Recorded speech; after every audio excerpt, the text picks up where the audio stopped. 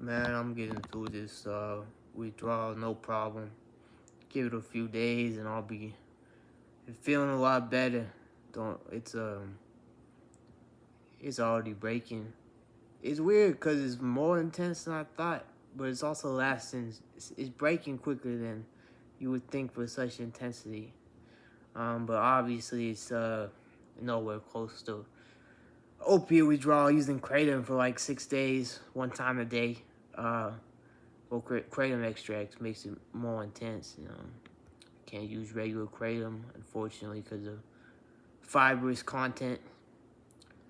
Anyways, like, yeah, I can literally sleep. Like, if you're on any type of moderate opiate withdrawal, you ain't gonna be able to sleep. At least at some point during the withdrawal, you can have at least um, 1 to 2 sleepless nights, even if it's pretty weak. So, anyways, yeah, I'm kicking this butt, but it's just I've been through so much worse, but it's just death by 1,000 cuts sometimes. And I remember that doesn't exist if you don't want it to exist, because every day is a fresh day. Every day is the test. So, death by 1,000 cuts? There ain't no cuts on me. It's crazy, man. How much my PTSD has diminished. You should have seen me years ago when it was severe. Like, I won't even get into it because it gets dark, but that was the worst thing. That was worse than the Crohn's coming back. We didn't even think it was Crohn's. It's a long story, but misdiagnosis. I'll get to that. But all right, well, enough of that. I wanted to take on the topic of I'm not quite sure where this term comes from. I heard this on the internet. It may be a military term. I'm not sure, but it's called "embrace the suck," and it's such a good term to remember when you're just feeling nasty, right? So it's on my mind because I'm about to really you know focus on getting off this stupid benzo. Gotta do slow and be reasonable about it. But here's the thing: I know for a fact, while cutting it down, I'm going to have feelings of intense anxiety, intense depression, feeling like I'm crawling out of my skin, feeling like I gotta running, but there's no place to go. Right? God, how many times have I felt that feeling before I had this withdrawal? But that is certainly the case, and it's baffling how I've never seen a substance affect so much. It's so so terrifying, truly. So it's actually terrifying a bit being on it long term and getting off. So I refuse to be scared though, and I'm going to embrace the suck. I'm going to be like, hey, you're gonna probably, almost certainly, you're gonna feel like this from at least from time to time, and I'm just gonna embrace it. And I'm gonna be like, this is good. This is a sign that I'm getting off. This is a good. Embrace the suck. It's good. This is good for you. What is hard is what is good for you. Just think about in your life. The hard things are what you remember. The hard things are what you appreciate. People, you know, so we're so focused on the external. It's like, oh, this was a waste of time, right? Like, I played soccer and I trained super intensely. And when I was younger, I was definitely towards the top and such. I had a lot of injuries, was always rehabbing them and stuff.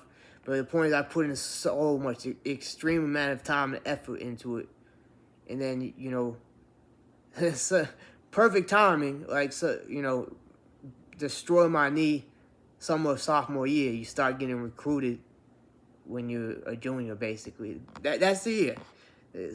Senior is more like low quality schools, typically. Anyways, like, but it's sad, right? But it's like, man, am I glad that I put in all that effort. It feels great to know that I did that. Who cares if there was no external? I mean, of course there was, and it's great. It was cool. The respect that brought me for sure, and to build confidence. And God, that's one of the things why sports are so great. I definitely would not be nearly as confident without sports. You know,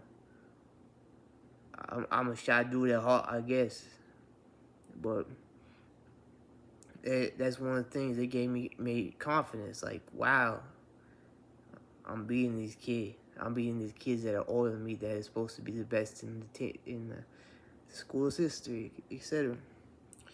People telling me I'm the best, except, you know what? Not trying to brag, but of course, I'm not trying to brag. Who cares about high school? Oh, you're so good at high school sports, so cool, man. But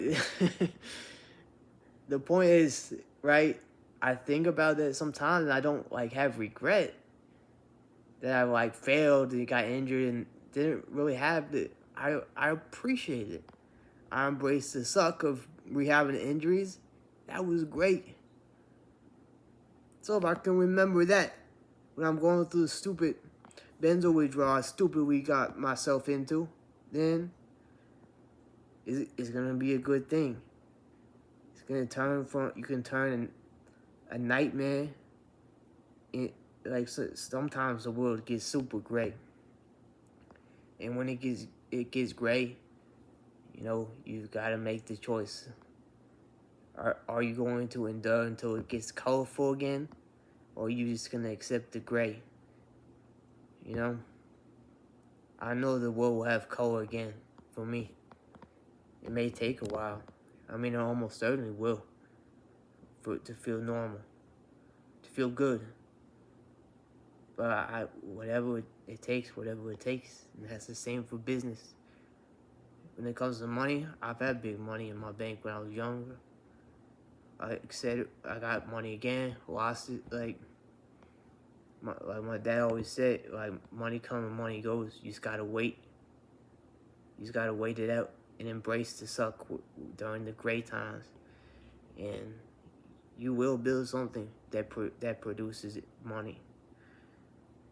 You know, you may have to get a job and work on the side, but just do whatever it takes. Anyways, I know this video rambly. This is a tough day for me, but that's what I gotta say. Just remember, embrace the suck. When it comes, you will be rewarded.